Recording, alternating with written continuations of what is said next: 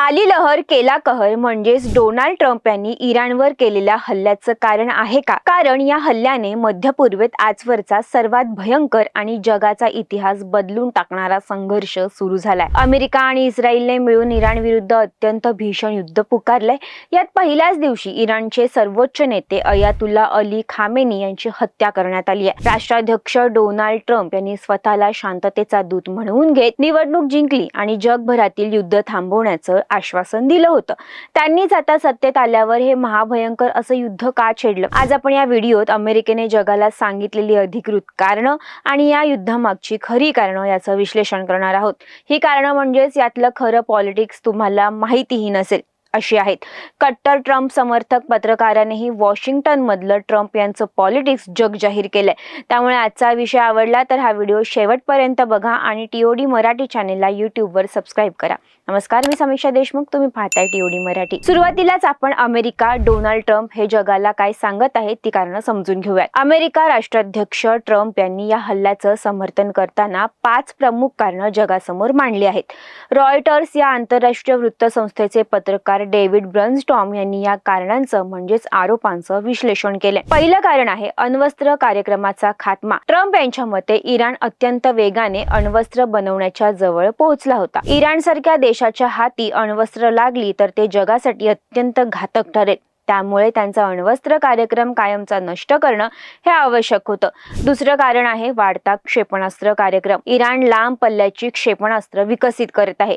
त्याचा युरोपमधील अमेरिकेचे मित्र देश आणि अगदी अमेरिकेच्या मुख्य भूमीलाही थेट धोका पोहोचू शकतो. तिसरं कारण सांगितलं अमेरिका आणि मित्र राष्ट्रांवरील धोके. इराण अनेक वर्षांपासून लेबनॉनमधील हिजबुल्ला, गाझामधील हमास आणि येमेनमधील हुती यांसारख्या सशस्त्र गटांना आपल्याच बी टीमला रसद पुरवत आहे. या गटाकडून असणारा धोका कायमचा नष्ट करणं हे अमेरिकेचं उद्दिष्ट आहे. आणि चौथं कारण आहे आंदोलकांवरील दडपशाहीला शिक्षा. इराणमध्ये सरकारच्या विरोधात आंदोलन करणाऱ्या हजारो निष्पाप नागरिकांची इराण सरकारने निग्रुण हत्या केली. या मानवाधिकारांच्या उल्लंघनाला शिक्षा देण्यासाठी हा हल्ला करण्यात आला असं ट्रम्प म्हणतात. 5वं सगळ्यात महत्त्वाचं कारण आहे सत्तांतर. इराणमध्ये सत्तांतर घडवून आणणं हे अमेरिकेचं आणि इस्रायलचं अंतिम उद्दिष्ट आहे. ट्रम्प यांनी हल्ल्यानंतर लगेचच इराणच्या जनतेला बंड करून स्वतःची सत्ता स्थापन करण्याचं खुलं आवाहन केलंय. अधिकृत कारणांमधील फोलपणा. अमेरिकेने दिलेली ही कारणं वरवर पाहता खूप आदर्श आयडियल वाटतात. आंतरराष्ट्रीय तज्ज्ञांनी आणि पत्रकारांनी ट्रम्प यांच्या या दाव्यांच्या अक्षरशः चिंधड्या उडवल्या आहेत. फोलपणा उघड केलाय. पहिलं म्हणजे शांतता, चर्चेला खो आणि अमेरिकेच्या बेकायदेशीर हल्ला. BBC न्यूजचे सुरक्षा प्रतिनिधी फ्रँक गार्डनर यांच्या मते या युद्धाच्या कायदेशीरपणावरच मोठं प्रश्नचिन्ह आहे. ट्रम्प यांनी अमेरिकन संसदेची परवानगी घेतली नव्हती. सर्वात धक्कादायक भाग म्हणजे जिनेवामध्ये इराणच्या अण्वस्त्र कार्यक्रमावर अतिशय सकारात्मक चर्चा सुरू होती. ओमानचे परराष्ट्र मंत्री डॉक्टर बद्र अल बुसैदी यांनी आम्हाला अण्वस्त्रांच्या मुद्द्यावर तोडगा मिळालाय असं जाहीरही केलं होतं. मात्र इस्रायलने इराणच्या क्षेपणास्त्र कार्यक्रमावर आणि सशस्त्र गटांच्या मुद्द्यावर अडून बसत ही चर्चा उधळून लावली आणि अमेरिकेला युद्धासाठी प्रवृत्त केलं. अमेरिकेचे हास्यास्पद युक्तिवाद. अमेरिकेचे परराष्ट्र मंत्री मार्को रुबियो म्हणाले होते की इस्रायल इराणवर हल्ला करणार हे आम्हाला माहिती होतं.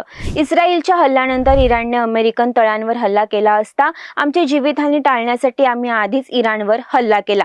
ही प्रतिबंधात्मक कारवाई असल्याचं त्यांचं म्हणणं आहे. पण यातून इस्रायलमुळे अमेरिका या युद्धात ओढला गेलाय अशी कबुलीच अमेरिकेने दिली. तसंच इस्रायल हल्ला करणार होता तर अमेरिकेने स्वतःहून एवढं मोठं युद्ध का पुकारलं असा प्रश्नही उपस्थित होतोय. तसंच फ्रान्सचे राष्ट्राध्यक्ष मॅक्रॉन उघडपणे अण्वस्त्रांचा विस्तार करण्याची भाषा करतात तेव्हा अमेरिका गप्प बसते आणि इराणवर मात्र बॉम्ब टाकते. हा अमेरिकेचा दुटप्पीपणाही उघड झाला. केम्ब्रिज विद्यापीठाच्या तज्ज्ञांचा इशारा. केम्ब्रिज विद्यापीठातील आंतरराष्ट्रीय संबंध आणि राजकारणाच्या प्राध्यापक डॉक्टर इवालयला पेसरन यांनी एका विश्लेषणावेळी अमेरिकेच्या दाव्यांमधील विरोधाभास उघड केला. ट्रम्प यांनी गेल्या वर्षीच दावा केला होता की त्यांनी इराणचा अण्वस्त्र कार्यक्रम उद्ध्वस्त केलाय. मग आता आता अचानक तो पुन्हा धोकादायक कसा झाला असा प्रश्न त्यांनी उपस्थित केला. तसंच केवळ सर्वोच्च नेत्याला मारून सत्तांतर होत नसतं. यातून इराणमध्ये लोकशाही येण्याऐवजी केवळ अराजकता आणि देशाचं विघटन होईल याचा संपूर्ण जगाला फटका बसेल अशी भीतीही त्यांनी व्यक्त केली. युद्धाची खरी आणि वास्तवातली कारणं. ट्रम्प यांच्या आरोपातला युद्ध पुकारण्यातला फोलपणा आपण समजून घेतला तर मग अमेरिकेने आणि इस्रायलने हे युद्ध का छेडलं असा प्रश्न तुम्हाला पडला असेल. तर याची खरी कारणं देशांतर्गत राजकारण आणि भूराजकीय वर्चस्वात दडलेली आहेत. पहिलं म्हणजे राजकीय स्वार्थ आणि लक्ष विचलित करण्याचा डाव. दैनिक लोकसत्ताच्या विध्वंसाच्या वाटेवर या अग्रलेखात या युद्धाची कारण मीमांसा करण्यात आली आहे. या अग्रलेखानुसार हे युद्ध कोणत्याही जागतिक सुरक्षेसाठी नाही तर देशांतर्गत आव्हानांनी जर्जर झालेल्या इस्रायली आणि अमेरिकन राष्ट्रप्रमुखांना केवळ लक्ष विचलित करण्यासाठी एका थारेपालटाची म्हणजेच जनतेचं मूळ प्रश्नांपासून लक्ष विचलित करण्याची गरज होती. इस्रायलचे पंतप्रधान बेंजामिन नेतन्याहू हे भ्रष्टाचाराच्या आरोपांनी आणि देशांतर्गत विरोधाने घेरले गेलेत. आपली खुर्ची वाचवण्यासाठी त्यांना युद्धाची गरज होती. तर दुसरीकडे डोनाल्ड ट्रम्प यांना आगामी मध्यवर्ती निवडणुका, एप्स्टीन फाईल्सचं प्रकरण आणि सर्वोच्च न्यायालयाने टॅरिफ प्रकरणात दिलेला धक्कादायक निकाल यामुळे निर्माण झालेल्या संकटातून अमेरिकन जनतेचं लक्ष हटवायचं होतं. सद्दाम हुसेनला हटवल्यानंतर इराकमध्ये जो रक्तपात झाला त्याचीच पुनरावृत्ती आता सत्तांतराच्या नावाखाली इराणमध्ये करण्याची ही भयानक योजना आहे असं या अग्रलेखात म्हटलंय. दुसरं म्हणजे हे अमेरिकेचं नाही इस्रायलचं युद्ध आहे. या युद्धाचं सर्वात भयानक असं सत्य समोर आणलंय ते ट्रम्प यांचेच कट्टर समर्थक मानले जाणारे प्रख्यात अमेरिकन पत्रकार टकर कार्लसन यांनी. कार्लसन यांनी या युद्धाचं वर्णन अत्यंत घृणास्पद आणि दुष्ट या शब्दात केलंय. त्यांनी युद्धामागची 3 कारणं सांगितली. कार्लसन अत्यंत स्पष्टपणे सांगतात की हे अमेरिकेचं युद्ध नाहीये. या युद्धामुळे अमेरिकेची कोणतीही राष्ट्रीय सुरक्षा बळकट होणार नाही. हे युद्ध केवळ इस्रायलला हवं होतं म्हणूनच लादलं गेलंय.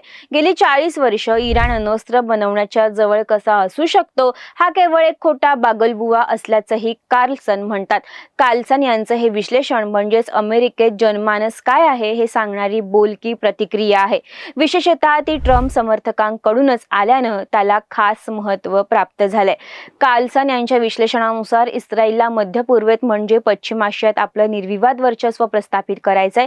यासाठी केवळ इराणला संपवून चालणार नाही तर सौदी अरेबिया, कतार यांसारख्या अतिश्रीमंत आणि प्रगत अरब देशांची अर्थव्यवस्था ही कमकुवत करणं इस्रायलच्या फायद्याचंच आहे. इराणवर हल्ला केल्यास इराण या अरब देशांमधील अमेरिकन तळांवर प्रति हल्ला करेल हे इस्रायलला माहीत होतं. यामुळे दुबई, अबुधाबी या सुरक्षित मानल्या जाणाऱ्या शहरांमध्ये धुराचे लोट उठतील आणि त्यांची अर्थव्यवस्था उद्ध्वस्त होईल.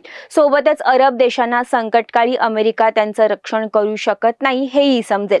यामुळे अमेरिकेचा आखाती देशांतील प्रभाव संपेल आणि आपल्या एकाहाती वर्चस्वाचा मार्ग मोकळा होईल असा इस्रायलचा डाव होता. टकर कार्लसन यांनी ट्रम्प प्रशासनातील निओकॉन्स म्हणजेच युद्धखोर नेत्यांवरही कडाडून टीका केली आहे. या युद्धात अमेरिकेचे सैनिक मारले गेले तरीही काही नेते याला कॉस्ट फ्री म्हणजेच बिनखर्चाचं युद्ध म्हणत आहेत.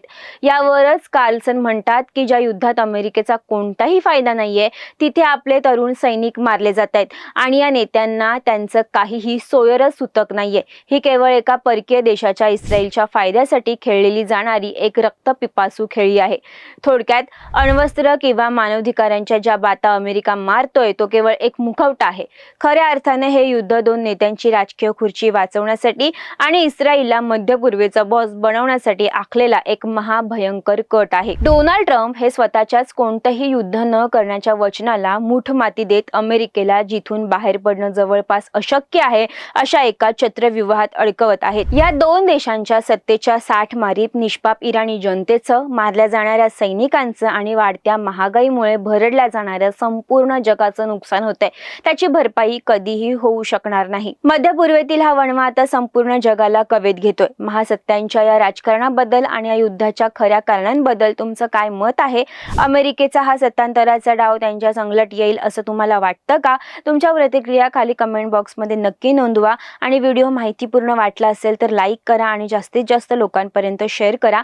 आंतरराष्ट्रीय घडामोडींच्या अशाच सखोल, अचूक आणि निर्भीड विश्लेषणासाठी आपल्या चॅनेलला आता सबस्क्राईब करायला विसरू नका.